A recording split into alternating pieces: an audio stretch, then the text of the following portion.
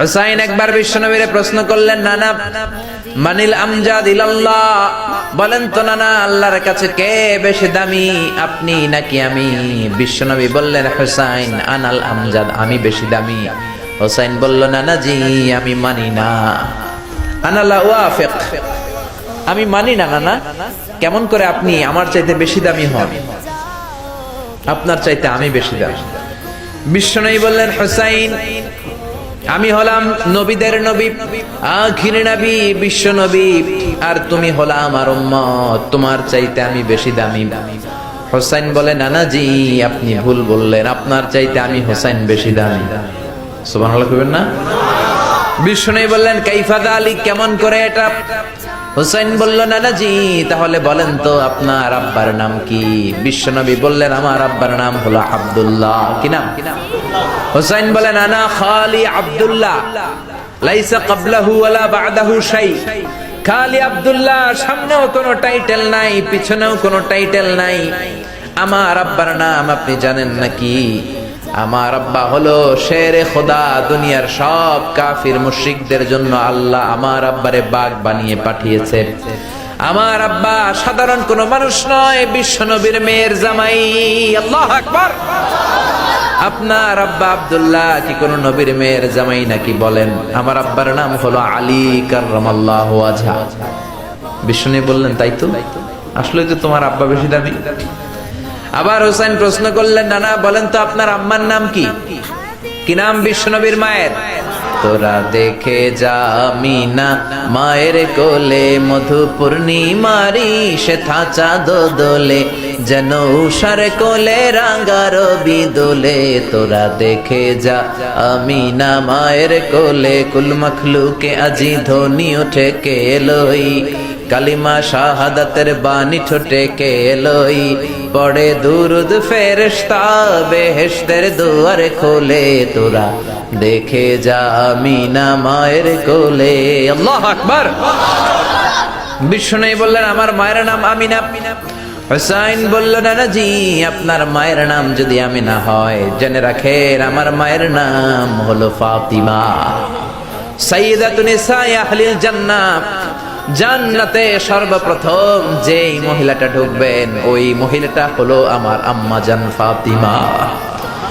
বিশ্বনবী ফাতেমারে এত ভালোবাসতেন, বিশ্বনবী বলতেন যে ফাতেমারে কষ্ট দেয় সেজন্য আমি নবীরে কষ্ট দেয়, আর যে ফাতেমার মনের মধ্যে আনন্দ দেয় সেজন্য আমি নবীরে আনন্দ দেয়।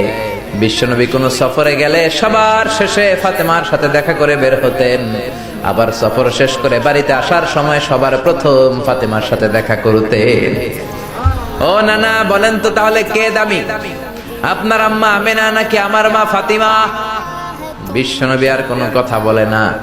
হুসাইন একের পর এক প্রশ্ন বানে নানাকে জর্জরিত করছে, নানা এবার বলেন তো আপনার নানির নাম কি? বিশ্বনবী বললেন, হুসাইন আমার নানির নাম হলো বাররা বিনতে আব্দুল উজ্জা। হুসাইন বলে, নানা আপনার নানি বাররা রে কেউ চিনে না। চিনেন আপনারা? অনেকে জানেই না, ওই যে কয় নসিনি, আরা নসিনি দে, আমরা চিনি না বাররা বিনতে আব্দুল উজ্জা।